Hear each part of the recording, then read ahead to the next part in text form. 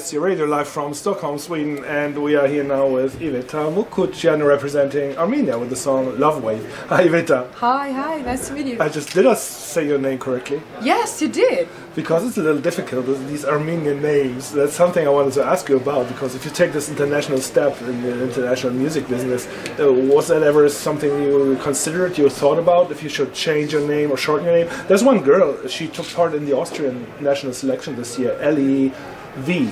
That's what it's her artistic name, because her whole name is Jan something. Something like you know her maybe? No, but Vartanyan is the typical. Could be, it could be like that. So now she's L.E.V. as an artist. Okay. So is that something you ever thought about something like that? Oh yes, I've thought about that lots of times, and I was like, oh my god, nobody can pronounce my short name, and nobody will remember Mukuchyan.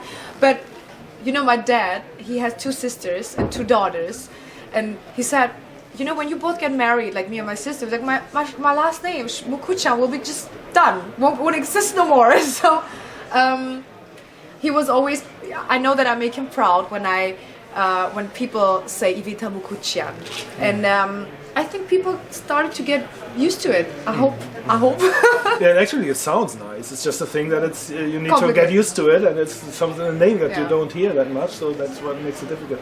Okay, but let's speak about your song and your promotional profile. It's called, you called your song A Risky Choice. The selection of your song. So tell us a little bit about. We heard earlier at the press conference that there were many songs submitted to Armenian television, and you finally selected this one. So why did you decide to take a risky choice for Eurovision? Because it's more interesting, you know, to take risks for something good and for something new. Avant-garde is always risky, and we had lots of songs that were like Europop style, and beautiful, catchy songs, but nothing new, you know, nothing that people didn't hear before. And I think I'm an artist who always likes to take risks, and I mean, this is such an amazing, huge platform, and why not make people listen to you with something new? And you know, people can decide if they like it or not, but at least I know it's new and I feel it with all my heart. Did you have, sometimes it happens that you have a song and you already have maybe an image for the staging. So I wonder if when you decided to choose this song, did you have a staging in mind already? Concept? You know, actually I always have a visual whole picture in my mind. No matter what kind of song I write or what project I'm in, you know, my mind is painting this whole picture in front of me. In this case, to be honest, I just couldn't see the staging. I just couldn't imagine how it would be.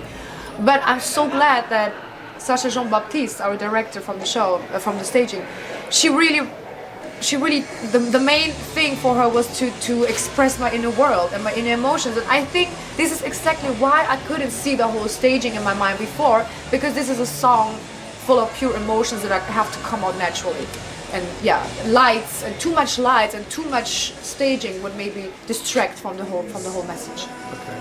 So what we just spoke about, that was like kind of maybe happened half a year ago when everything was decided. And then of course promotion usually starts. Tell us about your way to Stockholm, because you just mentioned already that you took some time to go even to the States, which doesn't have anything to do with Eurovision, and you went back to Armenia for the last 2 months. Yes. So I wonder, many other acts, they do international promotion. So how did you spend the last few months? I was invited to the New York Fashion Week from Ralph Lauren, and I couldn't say no. I couldn't say no. And I had some concerts in Portugal and some other European countries. We also planned to participate on some promotional concerts, but unfortunately there was some distraction, I would say, on the borders in Armenia. And so, you know, when soldiers die in your country, then you don't have the heart to go and sing somewhere. So it was more important for me to stay in my country with the people and support the people in Armenia, because there was a lot of pain going on in the whole country. And of course the promotion is very, very important for the Eurovision, but the pain of my country is more important.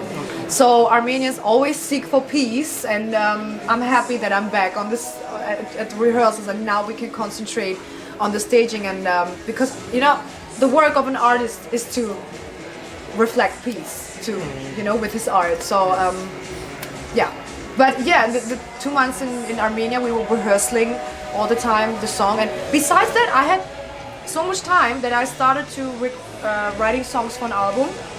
So after the Eurovision, I think there will be huge, amazing material that you can listen to. Cool. Sounds interesting. Tell us a bit more about your rehearsals. So because you had the second one meanwhile, and for many it's work in progress. So how are you progressing with your rehearsals? I feel more secure on stage. Now I know how the staging will be, because on the first rehearsal I didn't know what's going to happen. So now I know what's going on around me, and I feel more secure. I don't know, it's just amazing to be on the stage. I can't explain. It's this 3 minutes, it feels like a second. Like, okay, is everything over now? No, it feels more and more, I feel more and more secure. The dress, the moves, the lighting, everything comes together better and better and better. So yeah, I think it's gonna be amazing. About coming together, you must have met some of the other artists probably here from Eurovision. Is there anyone that you could imagine to work with in the future in any way? Because sometimes you meet someone and you find, oh, this voice sounds interesting, and you know how the business is nowadays. When you look at the charts, you have all these featuring, some artists featuring. Yes. So would it be an option for you, or has it come to your mind to work with some? I really like lots of artists. I really like Ira Losko from Malta. I really love her. She even visited me in Armenia, and I had time to spend some time with her, and I don't know, I just love her energy, and yeah, why not? I'm open for lovely collaborations. How do you find Eurovision? Because you were very familiar with the concept of Eurovision, because you had followed the contest for a couple of years, or for many years actually. So being now here or live on site, how is it? Is it very difficult from what you thought it would be? It's quite funny because we met Sergey yesterday from Russia, and he said, I thought it would be a lot harder. I found that very funny. So what's your impression? He's actually right, because when you're professional, you're like thinking about, okay, the light and the voice and blah blah blah and all these things. But for example, when my sister sent a rehearsal video to my friends, they were like, oh my god, and you're like, how do they? It doesn't feel that the way people see it, because we artists, we have to work so hard, and we think about different things like the technical part and the light and the timing and the interviews. So actually, when you're in the whole thing, it feels different than when you see it from outside. Yeah. Okay, Iveta. So to end this interview, it would be cool to have a piece of your song for the radio for listeners. Would you sing a little bit for us? No, of course. Perfect. You shook my life like an earthquake, now waking up. You gave me free, now I can't break every single wall. Great. Cool. Thank you very much, Iveta, and good luck for the competition. Thank you very much. Thanks for the interview.